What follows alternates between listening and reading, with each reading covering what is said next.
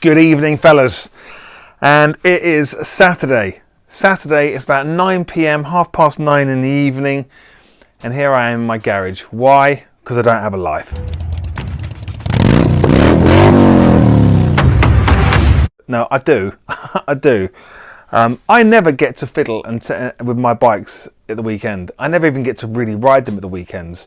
Not because I'm not allowed to, it's just that my wife works such long hours during the week that I actually want to spend time with her, or if my kids are available, obviously they have busy lives as well, then I want to spend time with them.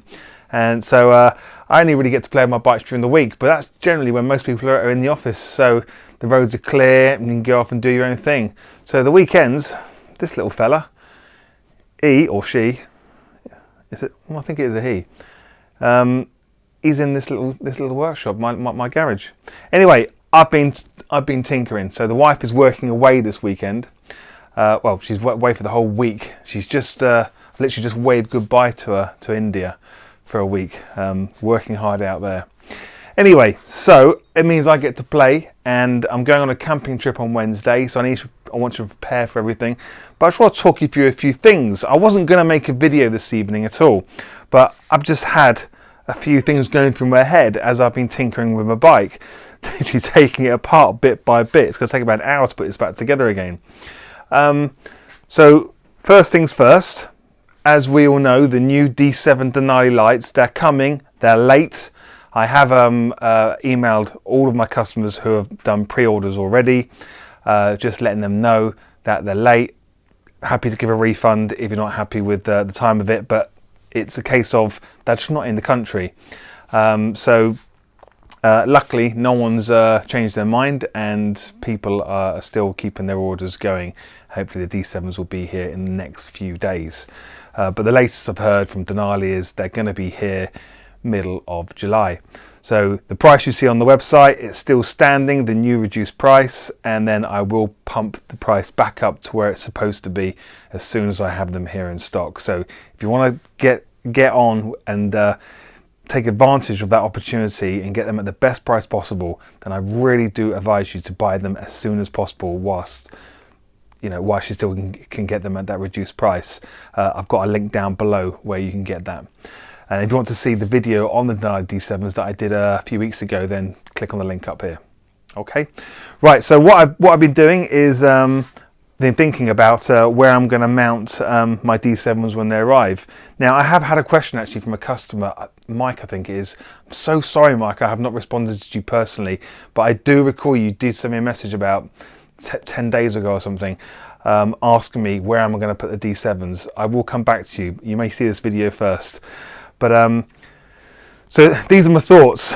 I'm thinking of taking my D4s off the mount, which is underneath here, under the beak of the bike, and putting my D4s up here. So I've put some mounts on my crash bar ready for the D4s to go on. So the D4s are going to sit around about here. The important thing is they're not going to protrude past the line of the bike, so I can still get in and out of traffic, and hopefully they're not going to stick out further than the crash bar itself, so if I do have a tumble I'm not going to do too much damage.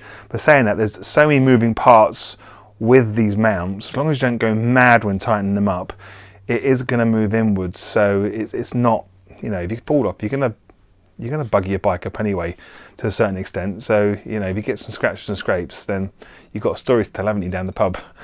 Anyway, so I've put these mounts on both sides ready for when my D7s arrive. I'll move the D4s to here. I'm probably going to take my DR1s off and fit my OEM fog lights back on there. And then I'm going to put my D7s where the D4s are.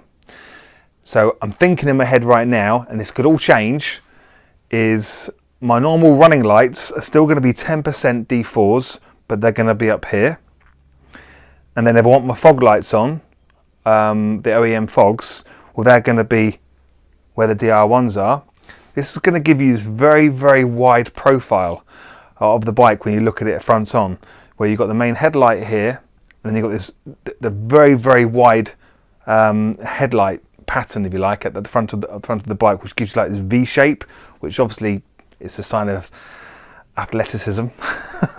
This is going to be the most athletic bike out there. And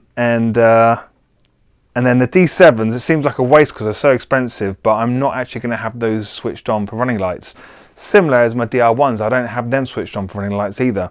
They just come on for full beam, and then obviously you can point them anywhere you want, because they shouldn't be on when you've got drivers coming towards you anyway. So, and then my DR1s will be surplus to requirements. You know, you could sell those easily second hand, but what I'll probably do is another giveaway. Yay! If I get more subscribers and more likes and more comments, I'm more than happy to do a giveaway. So they'll probably be ready to give away sometime in, well, it'll probably be September now because I'm travelling a lot in July and August. So, but I'm hoping that my D7s will be here before I start my travels. But don't worry, if you're one of the customers who are waiting for your D7s, you've already bought them. If I've already gone on my travels, do not worry. I will have them shipped to you directly from the distributor. I promise you, okay? Right, so, what else? Yeah, so D4s, OEMs, D7s, but not switched on. And I might take my DMs off the front forks. You can't see that in the video, I don't think. So I might take my small DMs off the front forks. I don't know. It's you know, I don't want to be overkill. I don't want this thing to be lit up too much. One can only have so much light. Right. So what else did I want to talk about? I've had a few customers asking me about can they buy the horn, the sound bomb horn, without the Denali cansmart, without any of the lights. They just want the horn. And initially my thoughts were, I don't know whether it's going to mess with the canvas and you're going to get errors all over the dash. I didn't know, so I needed to find out how to do this. So it just so happens you guys are absolutely fine. You can literally just have the sound bomb if you want to, and then all you need to do is buy one of these, and that comes in the box. This is basically a connecting switch, which instead of you're using your OEM horn, which is, it's not on my bike because I've taken it off, you literally unplug the horn, which is just down here, which will then give you a plug, which you then plug into this side here, and then these two here will go into the sound bomb. Now, if you want to mount the sound bomb where I have mine between my two front forks, well then the wire which goes to your horn, you just need to unclip that so you can feed it down between the forks. But that is all you need. I think it's £13 on the website. Don't quote me on that. Obviously prices might change and you might be watching this video in 3 years time or something, and it might be £20 with inflation, Brexit and all that. So yeah, if you want to use just a sound bomb, yes you can. You don't need to put it through the cansmart. The only thing is, when you do have the cansmart and you hit the horn, all the lights flash, don't they? So you wouldn't get that. So it would literally just be a horn replacement. Your lights wouldn't strobe. So for that, you have to have the cansmart. Which leads me on to my next new little find. And this one's, well, I won't be using it, but maybe some of you will. So let me just unplug my Optimate. Right.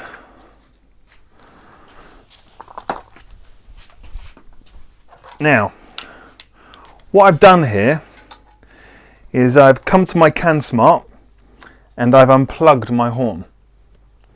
So right now I've got no horn on the bike because I've unplugged it. The horn's on the bike, but it's not plugged in. Now, what do you think? Why would I do this? Here's the reason why. So I've turned the bike on. Now, as we all know, if you want to strobe your lights, hopefully you can see this, you flick the lights 3 times and you get that. It does 3 strobes. 1, 2, 3, 1, 2, 3. And it stops. And we all know when you hit the horn, the lights also strobe, don't they? But what if you unplug the horn? You get this. And all I'm doing is pressing the horn button. So for those of you who create your own type of strobe, so I can do this, or I could do this,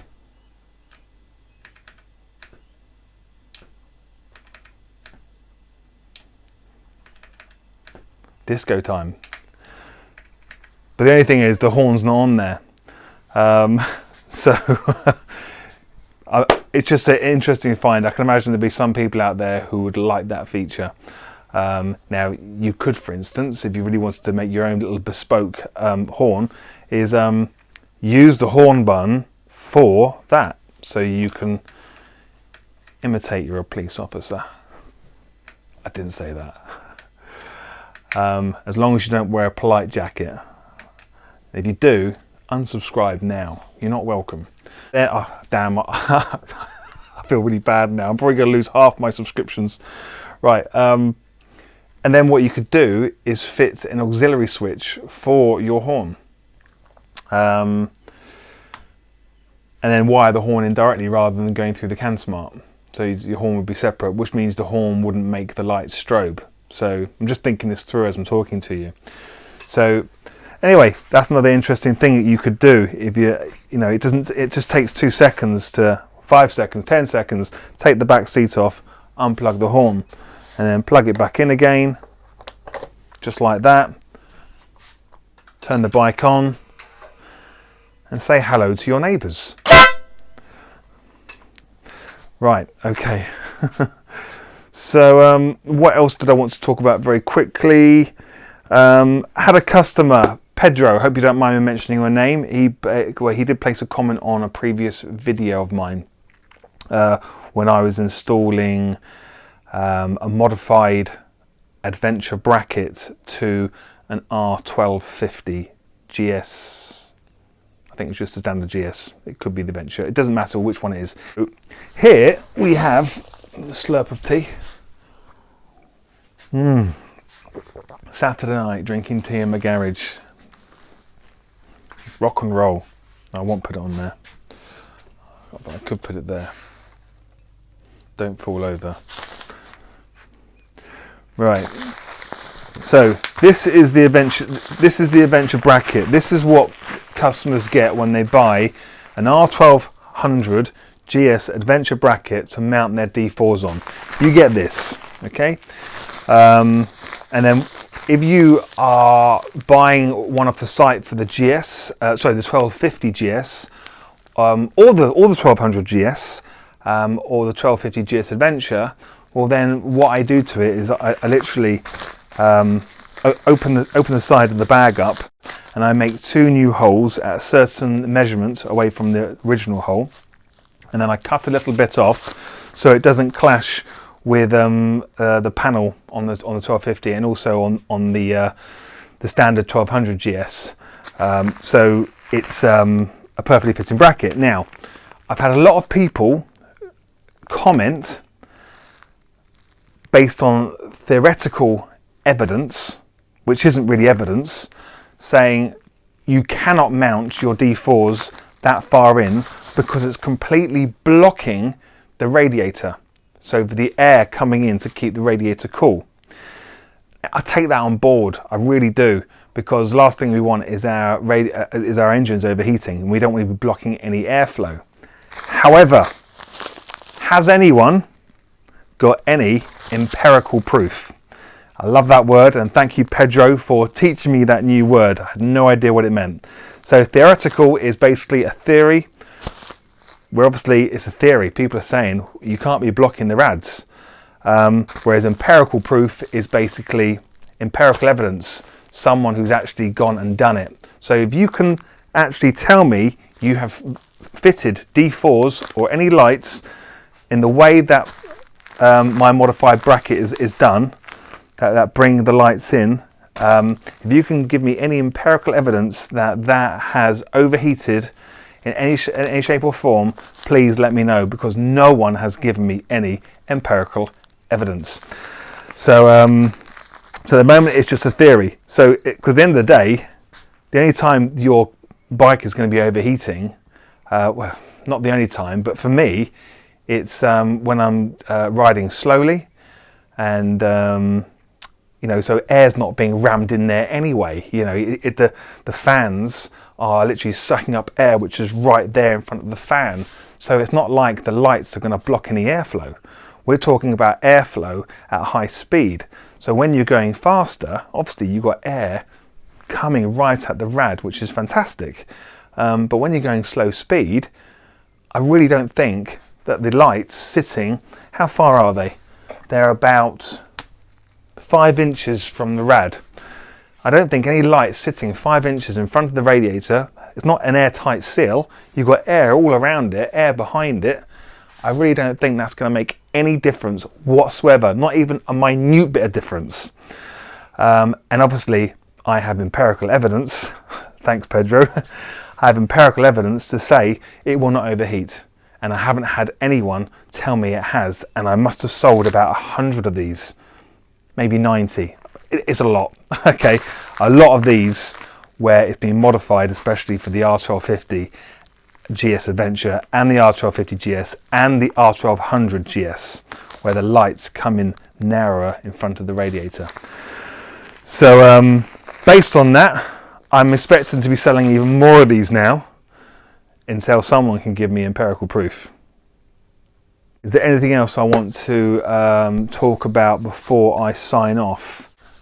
Well, this t-shirt, another t-shirt. This is a standard black t-shirt. In other words, not one of the premium ones. It's one of the cheaper ones on the website. In black, white graphic, the bright thing on the front, and life behind bars on the back. If this video has been any use to you at all, if you've learned anything new, then just give me a thumbs up. Please leave a comment on anything I've mentioned here, and if you haven't subscribed, subscribe and click on the bell notification, because that means you're going to get all the future videos that I post rather than having to come back and look. It'll be emailed to you saying I've posted a new video. Got some really exciting stuff coming up soon. I'm going camping. Right, ride safe.